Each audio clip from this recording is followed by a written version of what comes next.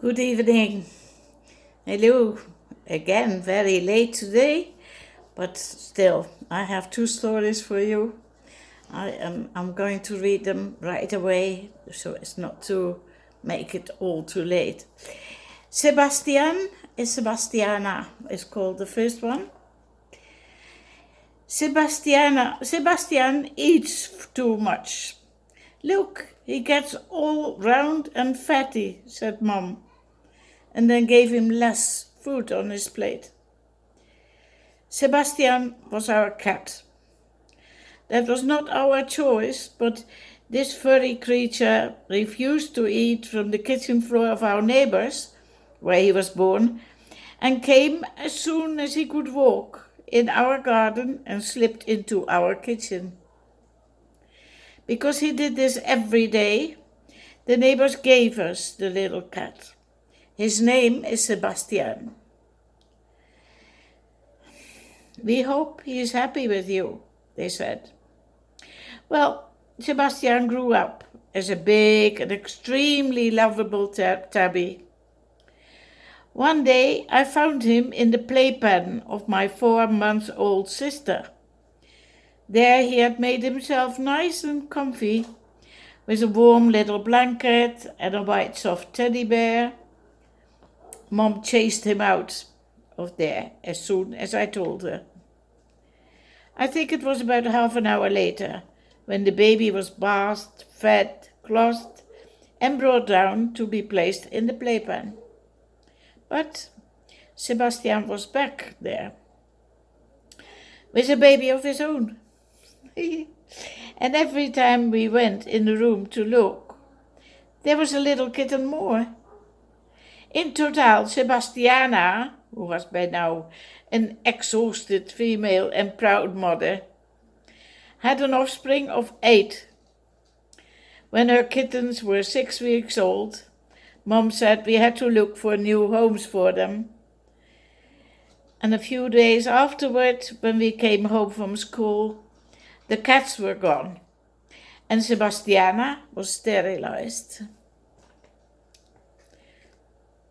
Not a male cat. It was very female cat, and she was lovable. Okay, then the next one is called Metamorphosis. My dad was an artisan. Not that it bothered me. No, in fact, I was strangely proud of it, as I was raised with a very large portion of self-esteem. It did just mean that there were short moments of money and large periods of no money in our house. I visited a private elementary school. Dad explained that to me. You can go there because we think you should learn in the best school available. I heard later that he did not have to pay because there was no money, and in this school parents paid according to income. So, no income, no payment. True, it was a good school. At 12 years old, I could go without further exams to the classical lyceum. Some problems arose when I was invited to a birthday party of one of the more well-to-do girls of my class. All the other invitees, I don't know if that is the right word, the other girls that were invited, were talking for days ahead of what they were going to wear to the party. I would have loved to go into that conversation, but I didn't know what to say, because I was sure that I wouldn't have a new dress for that. That was one of the periods without money. But I'll never forget what Mom invented. First of all, she convinced me that I was going to be the best dressed girl of all. In 1 week, she changed an old white cotton bedsheet into a dress for a princess.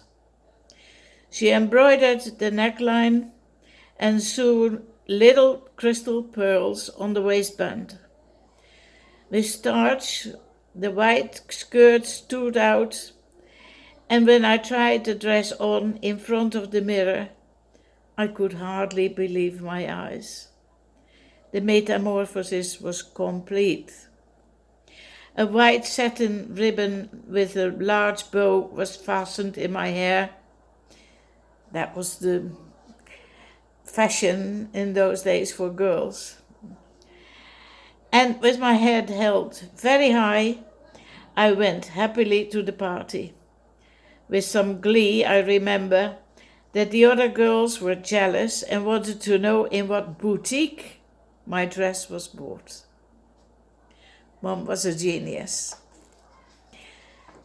I still think so. She was such a wonderful woman. But anyway, that must have been clear of all the stories I told. There is one story more left, number 20. I will do that tomorrow. And after that, I think I have more other kind of stories afterwards. We're already adult age. But I think I will do some poems after that. No? But for now, it's finished. Good night, everybody. See you tomorrow. Bye-bye.